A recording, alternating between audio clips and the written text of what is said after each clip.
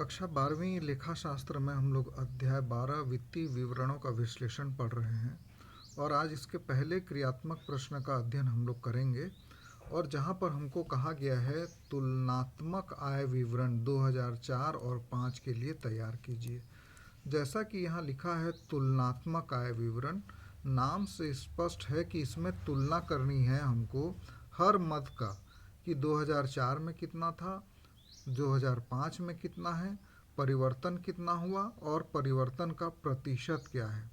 तो यहाँ ये जो प्रश्न लिखा हुआ है ये एक फॉर्मेट में है, प्रॉपर फॉर्मेट में दिया हुआ प्रश्न है, इसलिए इसमें हमको ज़्यादा कुछ करने की ज़रूरत नहीं है।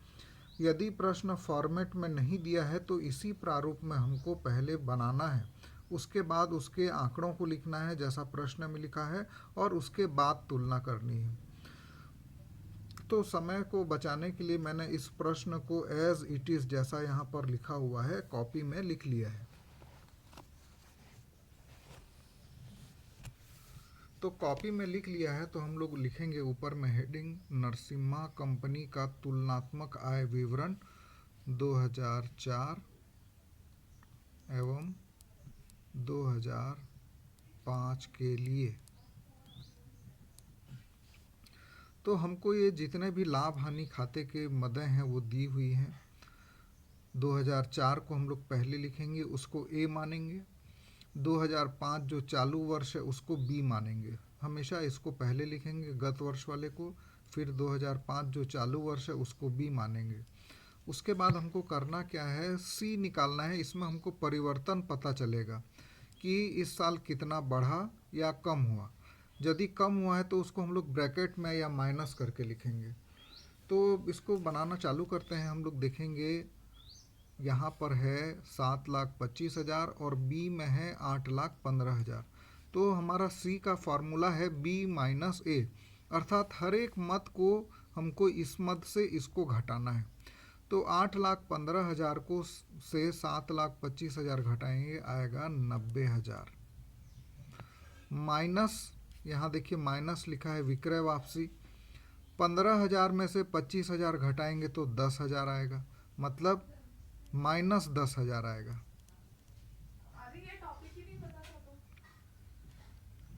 तो ये माइनस और माइनस प्लस हो जाता है और 90 और 10,000 को जोड़ेंगे तो आएगा 1,00,000। और इसको ऐसे भी आप लोग घटा सकते हैं, 8,00,000 में से 7,00,000 गया तो 1,00,000 रुपये आएगा। उसके बाद फिर 6,15,000 में से 595 घटा देंगे हम लोग, यहाँ छोटा सा रफ कर लेंगे। 6,15,000 में 5,95,000, ये 0, 11 में 9 गया 2, 20,000। और 1,85,000 में 1,05,000 घटाएंगे तो आएगा 80,000। 24,000 में 23,000 घटाएंगे आएगा 1,000। 12,500 में 12,700 को घटाएंगे तो आएगा -200। उसके बाद 36,500 में से 36,700 को घटाएंगे तो आएगा -35,700, सॉरी 36,500 में से 35,700, 15 में 7 गया 800 रुपये आ रहा है। ऐसे भी इसको घटाएंगे तो आएगा 800। उसके बाद 1,48,500 में 69,300, 1,48,500 में 69,300 को घटाएंगे। 5 में 3 गया 2, यहाँ बचा 8, 18 में 9 गया 9, और यहाँ बचा 3, 13 में 6 गया 7, 79,200। अब 8,050 में से 1,200 घटाएंगे, 8,050 में से 1,200, 10 में 5, 10 में 2 गया 8, 7 में 1 गया 6,850 रुपया।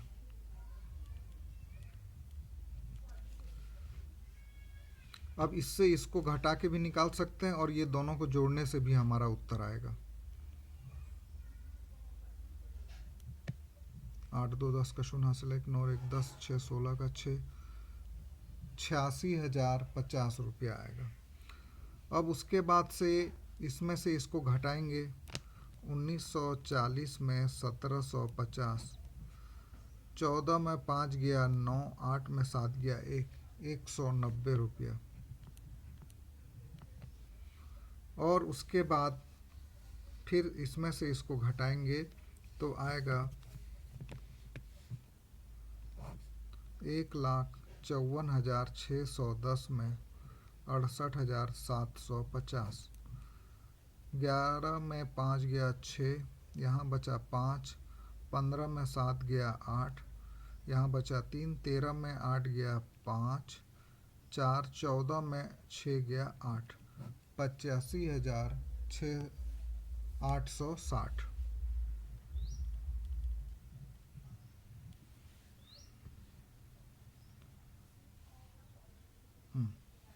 ये हमारा एक कॉलम हम लोग पूरा कर लिए, जिसमें हमको ये पता चला कि कितना वास्तविक परिवर्तन हुआ है, बढ़ा है कि कम हुआ है।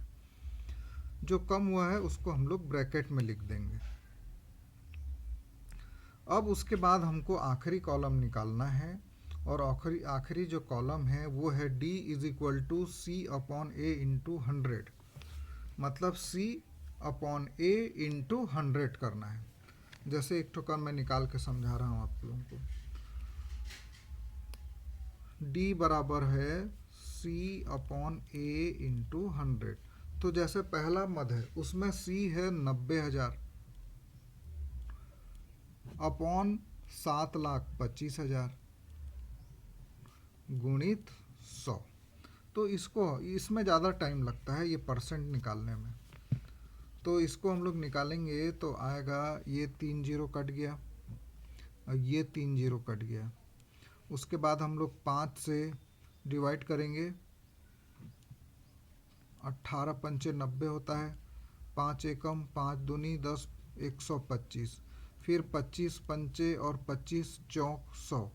अब 18 चौक 72 हो रहा है, डिवाइडेड बाई 5 करेंगे तो 5 एकम 5, 5 चौक 20, दशमलव लगाए शून्य उतारे, 5 चौक 20 कट गया, मतलब 14.4% आ रहा है।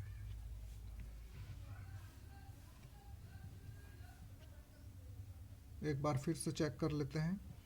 90,000 वास्तविक परिवर्तन है और A है हमारा 7,25,000 रुपया, गुणित 100 करेंगे।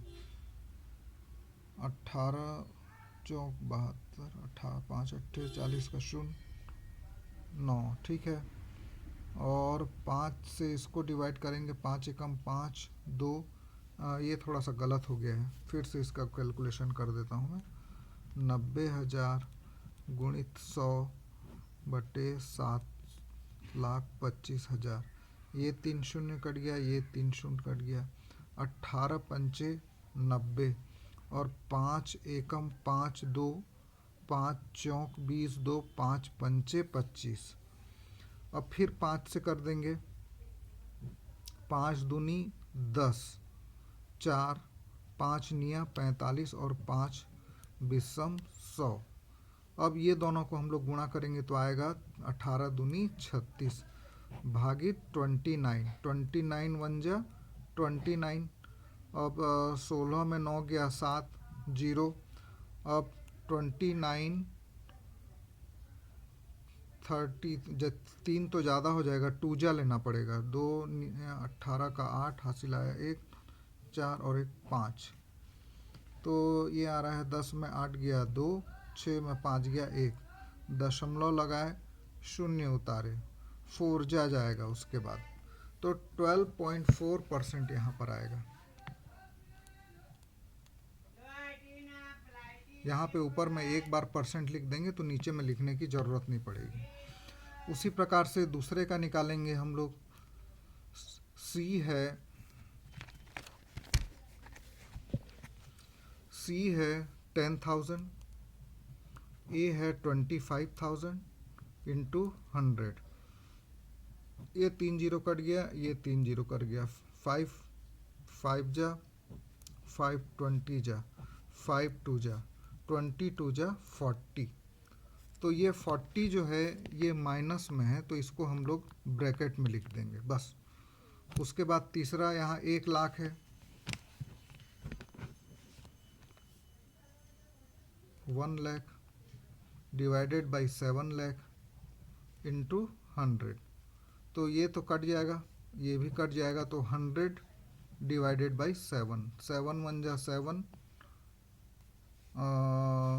3 7 4 जा 28, 2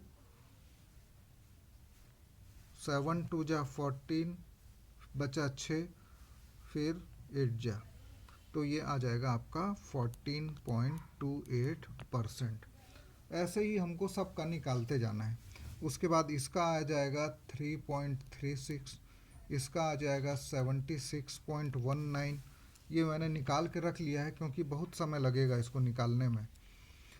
उसके बाद बिक्री और वितरण का आएगा 4.35, ये आएगा 1.57।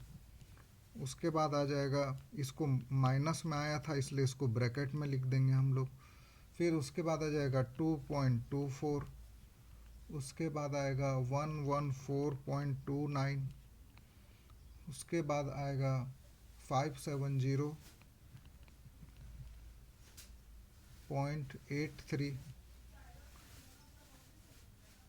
122.05 और 10.86, और इसको यहाँ पे आ जाएगा 124.88।